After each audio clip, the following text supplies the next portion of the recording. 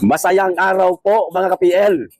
Bago po natin pag-usapan itong samot-saring balita na kaganapan po sa ating bansa patungkol po sa usaping pangpolitika mga kababayan. Hayaan niyo pong ikwento ko lang po sa inyo sandali lang naman, saglit lang naman po ito. Itong tungkol po sa mga kumakalat ngayon sa social media mga kababayan. Kumakalat po ito at kung di ako nagkakamali pinakakalat yata ito ng isang kilalang DDS vlogger. Kaibigan po natin. Ewan ko lang kung gaano katotoo ito. Sana totoo ito mga kababayan kasi sigurado pong matutuwa ho kayo. Lahat tayong mga DDS matutuwa ho rito na eto di umanong si Saldico, mga kababayan. Ayon po ito sa kwento ng ating kaibigang DDS vlogger handa di umanong tumistigo para sa defense team ni Pangulong Duterte. Hindi po kontra, kundi tetestigo siya para kampihan ang grupo ni dating Pangulong Rodrigo Roa Duterte. Siguro sasabihin niya mga kababayan na totoong walang kasalanan ng dating Pangulong Duterte. Gawa-gawa lang namin yan. At isa ako dyan sa mga nagplano. Kasi noong araw, noong mga nakaraang taon, hindi namin kaalyado yan. Hindi ko naman sinasabing kaalyado na ako ngayon ng mga Duterte, kundi dahil sa pinag-iinitan na ako ng gobyerno sa Pilipinas, pinag-iinitan na ako ni Marcos o pinag-iinitan na ako ni Romualdez, sasabihin ko na ang katotohanan. Maaaring ganyan po ang senaryo, mga kababayan, oras na magkatotoo itong kumakalat nga ngayon sa social media, magtetestigo na di umano si Saldico para kay dating Pangulong Rodrigo Roa Duterte. Sa madaling salita, tutulungan niyang makalaya na si Pangulong Rodrigo Roa Duterte, mga kababayan. At siguro sasabihin niya pa na, inutusan lang naman ako ng mga yan Inutusan ako nitong isang mama na buhaya, o inutusan ako nitong isang mama na ngiwi ang panga. Sumusunod lang ako. Sila ang tinuturing kong amo. At yan na nga ang naganap. Nasa tanggapan na ang dating Pangulong Duterte. Paring sasabihin lang ng gano'n ni Saldico, mga kababayan. Napakaganda po nito. Kung totoo man ito para sa defense team, mga kababayan. Lahat ng mga testigo na pumunta riyan ngayon sa The Hague, Netherlands para tumistigo kontra kay dating Pangulong Duterte, maibabasura lahat yan. Kasi maraming hawak maaari itong si Saldico na mga ebidensya, mga kababayan, na makapagpatunay na wala ngang kasalanan ang dating Pangulong Duterte, kundi ginawan-gawan lang ng istorya, ginawan lang ng kaso para masira ang kanyang kredibilidad at higit sa lahat, paniwalaan ng karamihan na totoo di umano itong kanyang mga EJK at saka itong kanyang war on drug. At yan na nga ang nangyari. Pinaniwalaan nga ng iilan. Bagay, iilan lang naman yan, mga kababayan. Ang mga naniniwala dyan ay yung mga siyempre binayaran lang ho nila para gipitin, ikulong ang dating Pangulong Duterte. At sana, totoo itong mga kumakalat na ito para matapos na ang paghihirap ng ating Tatay Digong. Makabalik na siya ng bansa kasi naman ang gusto natin makauwi siya sa Pilipinas ng buhay. Kasi udang mahina na panangatawan niya, importante buhay. Kasi ang kagustuhan lang naman ni Tatay Digong, di po ba mga kababayan, dito siya bawian ng buhay sa ating bansa. At hindi doon sa The Hague, Netherlands. Di po ba? O sana, totoo itong mga kumakalat ngayon sa social media. Okay? Ipanalangin po natin ang ating Tatay Digong. Okay? O ito pa, isang balita, mga kababayan, ito na. Simulan na po natin itong mga maiinit na balita, lalong-lalo na. Nako, itong tungkol kay Bangag, mga kababayan, may bago na siyang racket. Kasi nga, nabuking na siguro, nabuking na nga natin, hindi siguro, talagang totoo na nabuking na natin, itong tungkol sa maanumalyang flood control project na yan ang ginagawa nilang gatasan, yan ang pinaka-milking cow nila para magkaroon sila ng limpak na salapi. Parang gumawa ng racket itong si Bongbong Marcos, sinolo niya na ang racket, mga kababayan. Sinolo niya na. Meron na sa sariling gatasan o milking cow para tiba-tiba pa rin siya. Paldo-paldo pa rin siya. Kahit na natigil na yung mga maanumalyang flood control project, kasi wala na, buwag-buwag na sila Wala na si Saldico o si Martin Romualdez. Hindi na natin malaman kung healthy pa ba kalusugan itong mama na ito o baka naman kinakalabit na ni Taning. Di ka matayan. Hindi ka na. Tama na. Overlap ka na dyan. Overdue ka na dyan sa mundo. Dito ka na. Tapos di ba? Wala na. Hindi na makagalaw. Ibig sabihin ng grupo nila para magnakaw pa sila sa kaban ng bayan. Kaya dito sa ibinunyag ni Congressman Erice, mga kababayan, ito, basahin ko po. Ayan, urong lang tayo para makita nyo po. Ayan, sabi ho dito, Representative Ega Erice alleges President Marcos received 2 billion from the Bureau of Customs and Confidential Funds citing leak text message with Adrian Bersamin. Maliban po doon, mga kababayan, sa mga sinabi ni Adrian Bersamin na mayroon silang conversation ni Bongbong Marcos, ito, karagdagan po ito doon sa pasabog ni Congressman Erice. Itong 2 billion nga, mga kababayan, na galing pala ito sa Bureau of Customs. Mantakin ho ninyo yan, mga kababayan. Sinosolo niya na ang lakad niya. May sarili na siyang racket, mga kababayan, para hindi ho siya maubusan. Bakit? Nga ito kailangan. Aba, kailangan niya po ito. E paano ho yung mga binubuhay niya mga tuta ngayon? Yung mga binubuhay niya mga aso ngayon, na mga attack dog niya, ang mga trolls, yung mga vlogger nila. O, kailangan po nila ito na magkaroon sila ng racket para meron silang ipagtutustos, mabuhay at tuloy-tuloy po ang pagdepensa para sa kanila. Siyempre sila po makikinabang yan eh. O iba pa ho dyan, yung mga survey firm na kinakailangan pabanguhin ang kanilang imahe. Pataasin bahagya ang kanyang trust ratings, performance at saka approval. O para nga naman mapagtakpan yung bagsak ng ratings ng mga nakaraang quarter.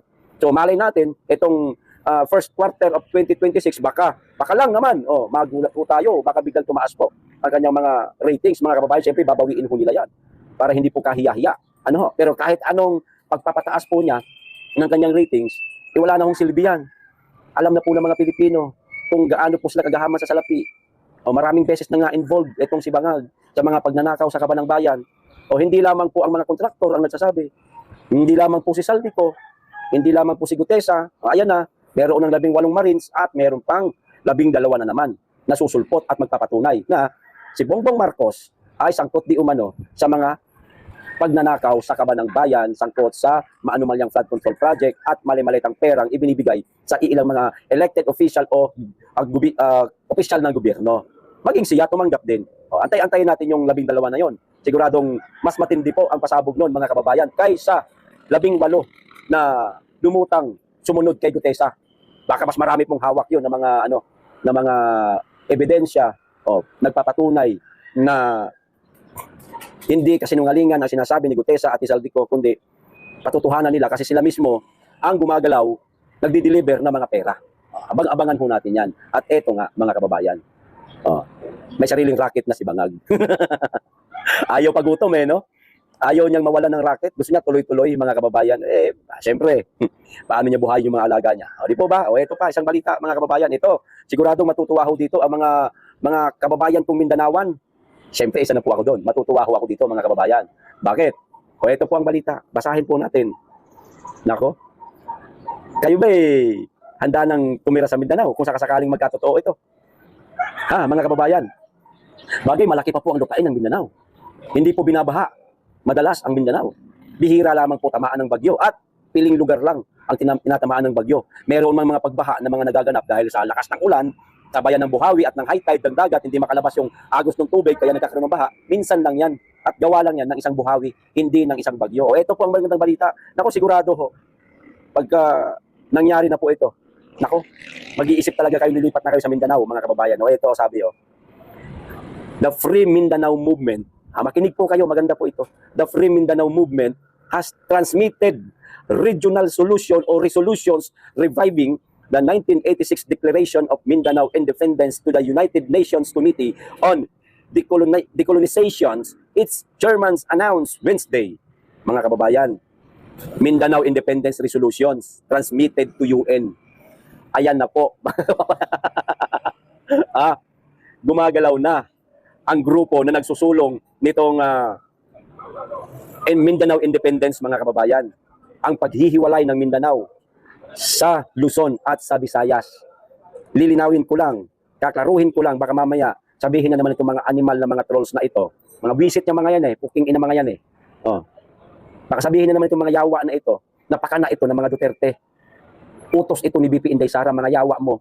Walang ganon Meron lamang talagang isang grupo. Matagal na ito Ayon sa interview ko kay Congressman Alvarez, kung natatandaan pa po ninyo, panahon pa po yun ng Maisog, kasagsagan pa po ng Maisog yun, na na-interview ko si Congressman Alvarez patungkol dito. Sinabi niya sa interview niya na hindi pa nila napapag-usapan. At hindi ko rin naman sinasabi na kasama siya sa grupong ito. Pero ang nasabi niya lang, meron di umanong isang grupo na nagsusulong nito. Sino man ito sila? Aba, saludo ako sa inyo, mga sir. Sana magtagumpay po kayo dito sa hangarin ninyo na Independence Mindanao. Kasi po, mga kababayan, uulitin ko, na i-transmit na po sa UN. Pag-uusapan na po ito. Hindi po natin alam kung ano yung mga na-transmit na sa UN para maging success itong Mindanao Independence. Hindi po natin alam kung ano mga dokumento. Malay natin, baka majority ng mga alkalde sa buong Mindanao. Majority lang ang sinabi ko Baka majority. O di kaya, eto na, masama. Masama sa pandinig ng mga ayaw ng Mindanao Secession. Sa atin, okay tayo dyan. Baka lahat ng alkalde ng Mindanao, pumirma. Malay natin, baka pati mga kongresista. Iilan lang yan, siyempre may hawak pa rin yan sila Tamba, si Bangag. Mga elected officials, malay natin, baka pumirma.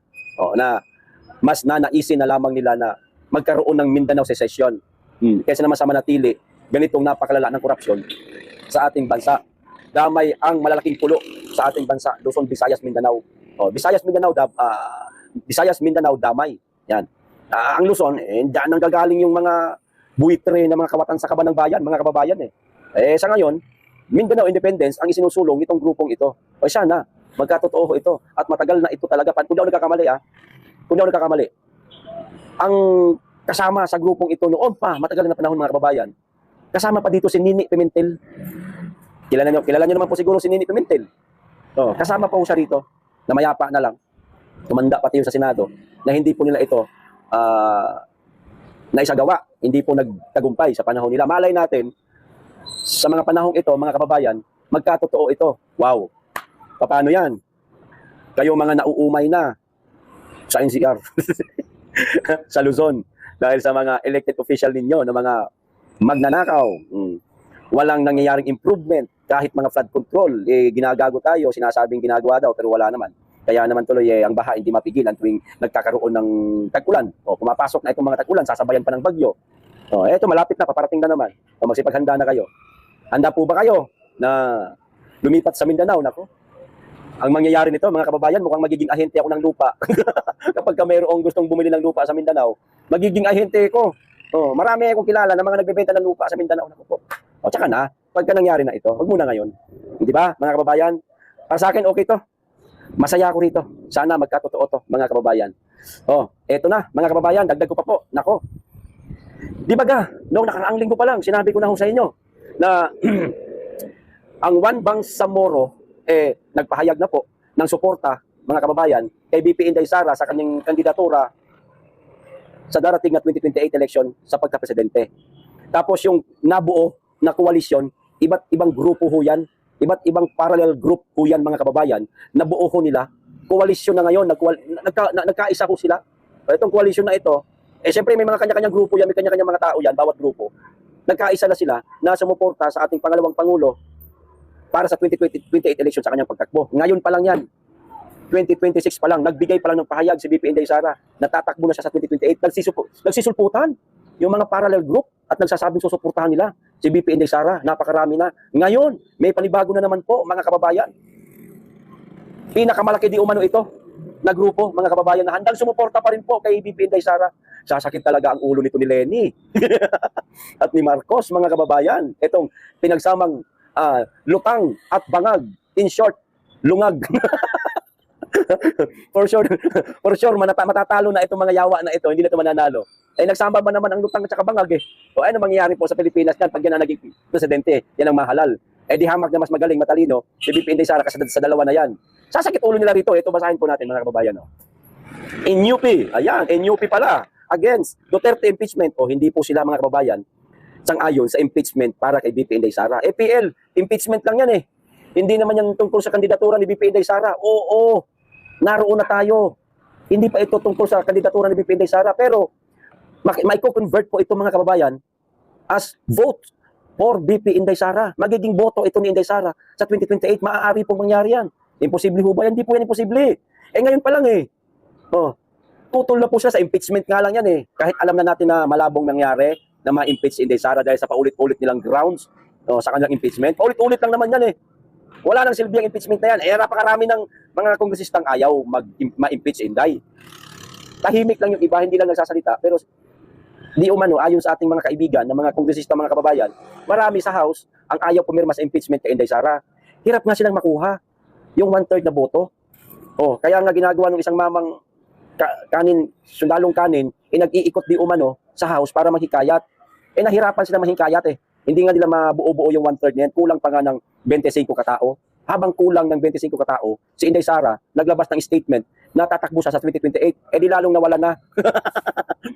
Siyempre maninigurado lang yung mga yan na hindi sila maiinidoro sa darating na eleksyon. Sino maninigurado? Itong mga taga-House. mga kongresista na boboto sa impeachment, matatalo ho siya sa susunod na halalan. Anong gagawin ho nila? Hindi ho sila boboto na. Katulad itong NUP, o tuloy natin, the National Unity Party, one of the biggest, mga kababayan ha, one of the biggest groups in the House of Representatives, say its member will almost likely not vote in favor of the impeachment against Vice President Sara Duterte unless a new evidence emerges. Kung merong bagong ebidensya na ilalabas, yan, boboto na sila. Wala nga eh. Kung merong lalabas na panibagong ebidensya, oo, pipirma daw sila. Boboto daw sila for yes to impeach Inday Sara. Pero wala nga. Parehas lang ang grounds ng mga nakaraang impeachment complaint na ipinail nitong mga bugok. Also, naglabas na sila ng kanilang pahayag na hindi ho sila boboto sa impeachment.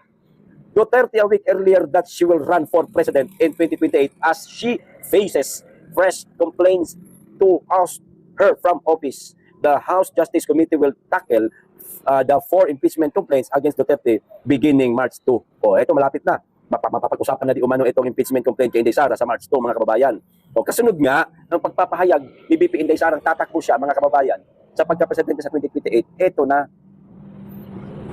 hindi ho sila boboto sa impeachment. Ngayon, paano maiko-convert yan as votes for Inday Sara sa 2028? Simple lang. Natural. Mga kababayan, siyempre, nanaisin po nila na manatili po silang kongresista. No? Alam siguro ho nila, mga kababayan, na napakaraming Duterte diehard supporter sa Pilipinas at maaari po silang itablan to o tablahin ito. Oras na sila ibumoto ho sa impeachment ni BP Inday Sara. Naninigurado lang rin po sila. Ganun po sa politika. Mahirap na nga naman mawalan ng kapangyarihan ngayon, lalo na nakasanayan mo na, huwag ka na lang makisawsaw dyan sa pwede mong ikasira. Ito ho, may convert po ito as votes. Palagay ko lang, may convert po ito as votes for Inday Sara sa 2028 election. Adi ayos. Ngayon pa lang, 2026 pa lang. Unti-unti nagsisisulputan, mga kababayan, ang suporta kay BP Inday Sara. Sinabi ko na ho sa inyo yan nung nakaraang linggo, o araw lang yata nakalipas wala pa yata isang linggo. Sa mga susunod na linggo pa, sa mga susunod na buwan pa, may mga susulpot na yan na handang sumuporta kay Inday Sara. Abang-abangan pa natin, marami pa po, mga kababayan. Hindi pa po ito pinal, marami pa po. Sigurado ho yan. Nako, papaano na ito? Sasakit na ulo nila nito, mga kababayan. Okay, ito, isa pang balita. Di ba nagkaroon ng press conference itong si Amy Marcos sa Senate, mga kababayan. Nagpa-press con siya Kahapon yata, yung isang araw. Naglabas po siya ng panibagong diagram. Na itong diagram na ito, patungkol po sa korupsyon na nangyayari sa ating bansa, mga kababayan, na pinagkuhanan niya, lamang di umano niya ng base tungkol doon sa sinabi ng 18 Marines. Nakabuo, sa madaling salita, nakabuo sila ng isang diagram, mga kababayan, patungkol sa mga masterminds at korupsyon sa ating bansa, batay doon sa mga sinabi noong 18 ex-Marines. Ito ho, pasahin ko po muna bago ko ipakita ang diagram. Ito ang sabi. Sino ang masterminds? Tanong ha? Ipinakita ni Senator Amy Marcos ang isang link analysis, okay? Na nakabase sa joint affidavit ng 18 mga nagpakilalang dating sundalo. Analysis, ibig sabihin, mga kababayan, analyze lang nila ito. Nakabuo sila ng isang diagram to Nakadetalye rito ang mga itinuturong mastermind ng mga sundalo, no? Kabilang umano si Pangulong Ferdinand Marcos Jr., ilang mga mambabatas at pinadalhan ng mali-malitang pera at ang mga bahay o lugar na pinagbabagsakan ng mga ito. So ito na po, mga kababayan. Kayo na lamang po humusga, mga kababayan, kung tama ba itong inilabas ni Amy na analyst to the mastermind, di umano kung tawagin nila. Link analyst to the mastermind. Yan po ang tawag nila dito. Para sa akin, diagram po ito. Tulad po nung nakaraan na meron din pong lumabas na diagram na ang nakalagay sa itaas, pinaka-mastermind, question mark, walang mukha, hindi inilagay. Tinakpan lang. Ngayon, ito ang pangalawa na mismo si Amy Marcos na ang naglabas. Ayan nakikita niyo naman po siguro. Tabi lang ako. Ayan nakikita niyo naman siguro, mga kababayan. Ayan maliliit yung letra, palakihin po natin. Basahin ko na lang po dito. Ang pinaka-itaas po, nakalagay po dito, mga kababayan, si Saldico. Oo, nariyan si BBM, nariyan sila George Garcia, naririto po si Gregorio Tatapang, narito din po si andito po ang media coordinator. Tulad itong nandito pangalan po, Joey De Guzman, nandito po. Nandito rin si Martin Romualdez, si Representative Edwin Gadiola, nandito rin si Torres, si Trillanes, si si Remulla, si Boying Remulla, ang ICC, si Pangandaman, narito. Yan. Yan po yung mga tao. Kasi sinama ko na po ang tanggapan ng ICC. Ito basahin po natin ang pinakadulo mga kababayan. Aguado Residence, sinubukan kong intindihin itong mga diagram na ito, yung mga linya-linya na yan. No? Ang hirap po intindihin, ang daming linya. Hindi po masyado yata marunong gumawa ng diagram. Ang gumawa nito. Ito house use in the delivery of money. Ayan, at mayroon po mga address nakalagay mga kababayan.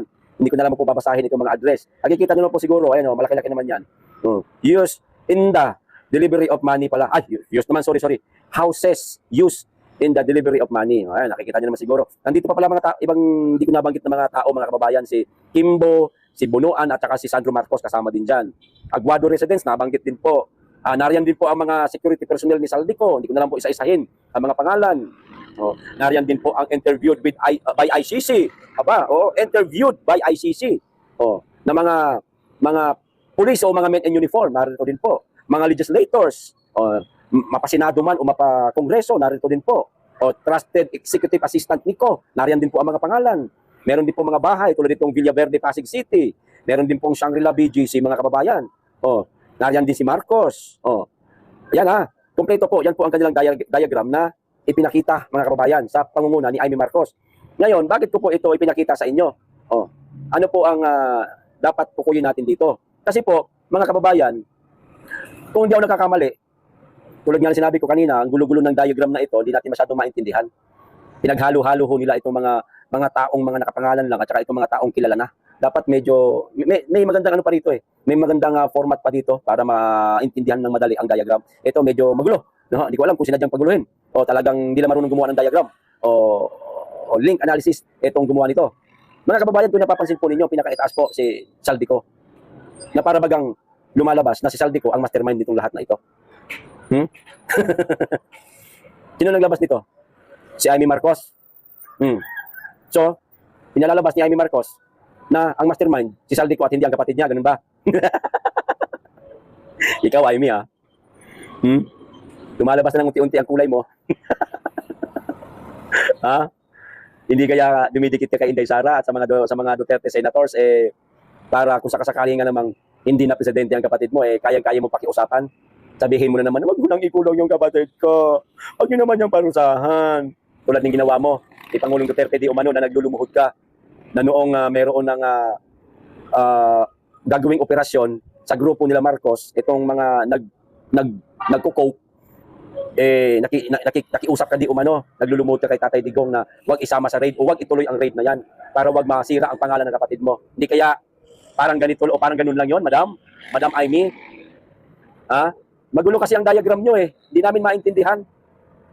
Pero sa pagkakaintindi namin, maliman kami, pasensya na, pero parang pinalalabas nyo kasi na si Saldico ang mastermind, samantalang yung nauna na diagram na lumabas, question mark, ang imbes na litrato ng tao naroon, question mark.